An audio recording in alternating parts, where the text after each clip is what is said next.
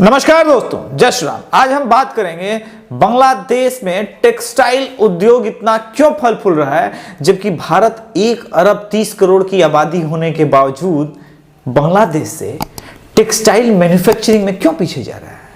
बने रहिए हमारे साथ, देखते रहिए द अभिषेक तिवारी शो।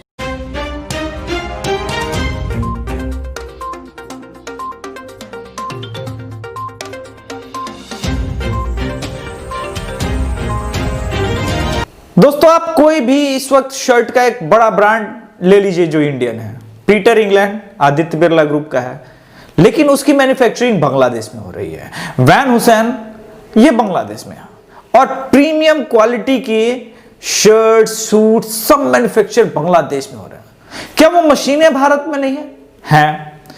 तो वो हुनर नहीं है, और वो हुनर नहीं है तो रोजगार नहीं है। रोजगार कब होगा? जब आप बांग्लादेश को इस मामले में पीछे छोड़ना शुरू करेंगे। मैंने बहुत कोशिशें की और समझ में आया एक चीज, इस देश के आईएएस आईपीएस लोगों ने, जो ब्यूरोक्रेट हैं, वो सबसे ज्यादा तबाह और बर्बाद किया है। कई योजनाएं हैं जो भारतीयों को न केवल लगातार निकम्मा बना रही है, नकारा बना रही है, बल्कि उसका देश के जीडीपी पे और दूसरों से टकराने की क्षमता जो है वो दिन प्रतिदिन कम होती जा रही है।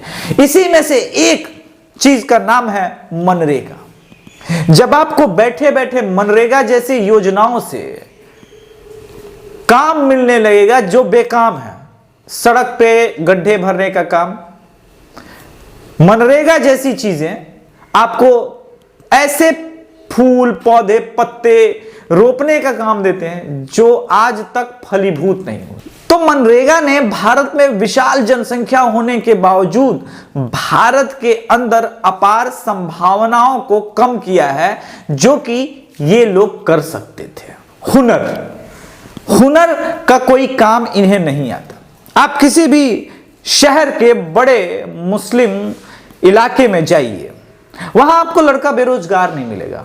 ठीक है, वो पंचर बनाता है, लेकिन सिर्फ पंचर नहीं बनाता, वो एक कार के पिस्टन से लेकर के सस्पेंशन से लेकर के उसके सेकंड हैंड पार्ट्स को इस प्रकार से वो मैन्युफैक्चर कर देता है कि वो बिल्कुल ब्रांड न्यू सी लगने लगती है।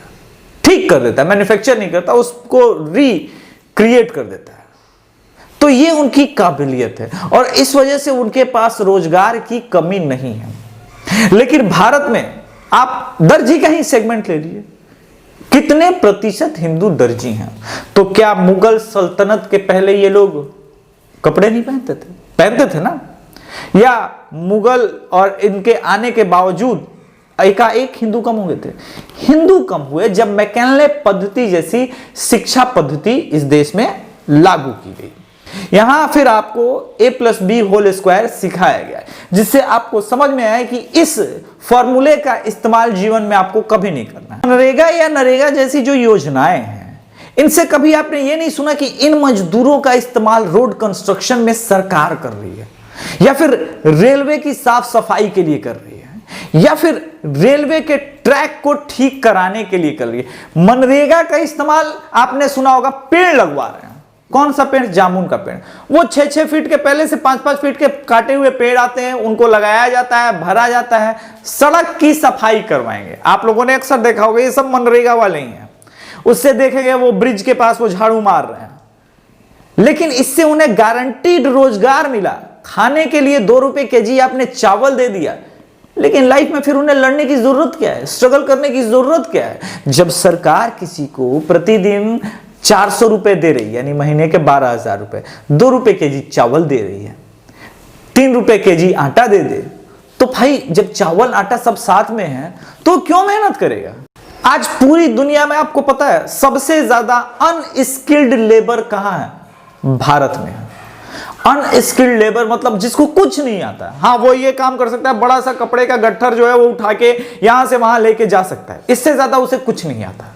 उसे कपड़ा वॉश करना तक नहीं आता। और ये बात सिर्फ कपड़े के इंडस्ट्री तक सीमित नहीं है। अगर आप पढ़े लिखे लेबर क्लास की बात करें, यानी इंजीनियर हो गए, इनको जरा आप देख लीजिए, 80% इंजीनियर अनक्वालिफाइड है, 80% ग्रेजुएट्स, उनके पास सिर्फ डिग्री है, उन्होंने कुछ नहीं पढ़ा है। मेरा एक व्यूअर आता है ना, आप लोगों ने अक्सर देखा होगा, उसको कमेंट में रोजगार चाहिए, आप लोगों ने पूछा भी, अच्छा ये आता है, ये आता है, न तो उन्हें वेब डिजाइनिंग आती है, न तो वीडियो एडिटिंग आती है, न तो किसी अच्छे सिस्टम सॉफ्टवेयर पे काम करना जानते हैं, कुछ नहीं आता। तो रोजगार चाहिए। रोजगार के फिर क्या क्या ऑप्शन रह जाते हैं? एकमात्र ऑप्शन रह जाता है सरकारी नौकरी। तो सरकारी नौकरी मिलेगी कैसे? सरकारी नौकरी अगर 40 करोड़ लोगों की तादाद ही मान ले सरकारी नौकरी की तैयारी कर रहे हैं, देश भर में मान लीजिए 20 लाख इंजीनियर प्रोड्यूस हो रहे हैं सिर्फ, और पैरेलल 40 लाख ग्रेजुएट, यानी हर साल 60 लाख लोगों को सरकारी नौकरी देना संभव है। यानी आप ये कहना चाहते हैं कि भारत के लगभग 5 से 6% आबादी को आप सरकारी नौकरी देंगे, ये क्या संभव है? अब जरा देख लेते हैं कि इन अनस्किल्ड, अनडेवलप्ड, अनएजुकेटेड इस प्रकार के डिग्री धारकों ने जब ये सरकारी नौकरियों में गए तो इसका हर्ष क्या हुआ। सबसे पहले हम एयर इंडिया का उदाहरण लेंगे। एयर इंडिया एक सेमी गवर्नमेंट कंपनी थी जिसे सरकार पालती गई। आप विश्वास नहीं करेंगे, जो प्लेन किंगफिशर ने 900 करोड़ में खरीदा, वैसे ही प्लेन जो है एयर इंडिया ने 1600-1700 करोड़ में खरीदे। ये इन्हीं लोगों की मेहरबानी थी। दूसरा आप उदाहरण ले सकते हैं बीएसएनएल का। बीएसएनएल जब अपने चरम पे था तो लोगों ने घूस दे करके, पैसे दे करके अपने सिम कार्ड खरीदे, लेकिन बीएसएनएल लगातार फेल होता गया इनकी घटिया योजना और घटिया सोच की वजह से, क्योंकि काम नहीं करना था। इन्होंने जानबूझ करके कभी भी बीएसएनएल के नेटवर्क पे, जबकि देश भर में सबसे ज्यादा बीएसएनएल के टावर्स हैं, उसके नेटवर्क पे ध्यान नहीं दिया। इस प्रकार से 2006 आते आते पूरे बीएसएनएल को रिलायंस, एयरटेल, वोडाफोन, एयरसेल, छोटी छोटी कंपनी, बांग्लादेश की इवन यूनिनोर एक कंपनी आ गई थी, उन लोगों ने टेक ओवर कर दिया और 2007 आते आते बीएसएनएल जो है काफी पीछे रह गई। उसके बाद से 2008, 9, 10, 11, 12 पिछले 12 सालों से वो लगातार घाटे में है और सरकार आपके टैक्स के पैसों से उन एम्प्लॉयज की सैलरी पे कर रहे हैं, जबकि होना यह चाहिए था कि बीएसएनएल को प्रॉफिट में इन एम्प्लॉयज को लाने की जिम्मेदारी थी, वो लेके नहीं आए।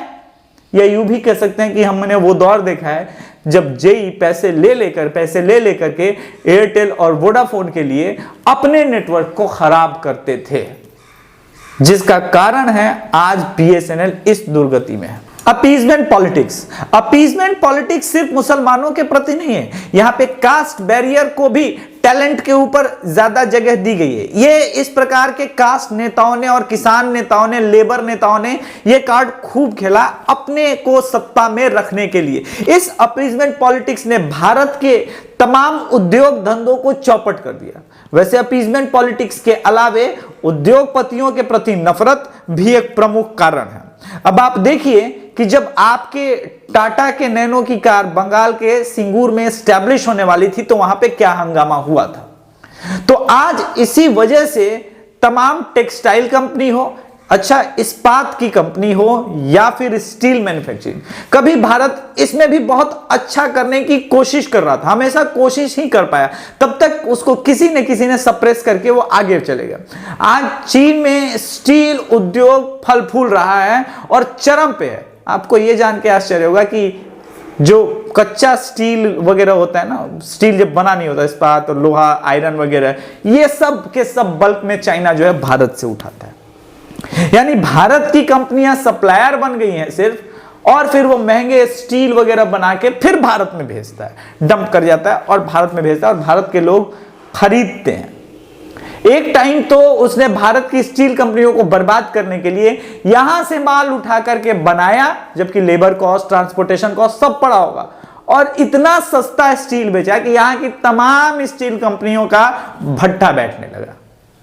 तो ये सारी पॉलिसीज जो है, ये सारी पॉलिसीज 2010 तक आई थी और जिसका नकारात्मक प्रभाव आप 10 साल बाद देख रहे हैं।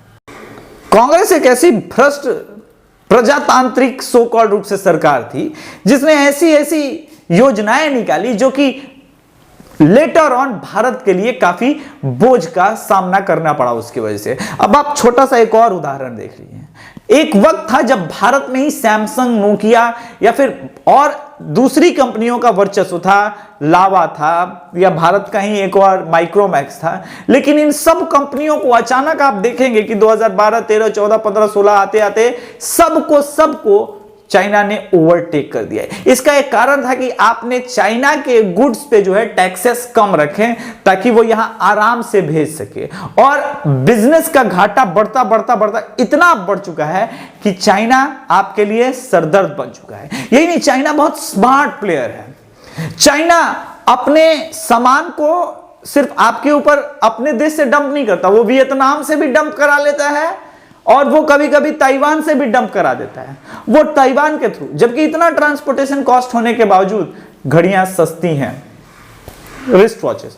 अगर आपको देखना है, जानना है कि चाइना कितनी सस्ती रिस्ट वॉचेस बेच सकता है, तो आप दिल्ली के उस घड़ियों के मंडी में जाइए जहां की वो डिस्ट्रीब्यूशन में है, और आपको विश्वास दिलाता हूं 25 रुपए की एक घड़ी मिल जाएगी रिस्ट वॉच। जय श्री राम।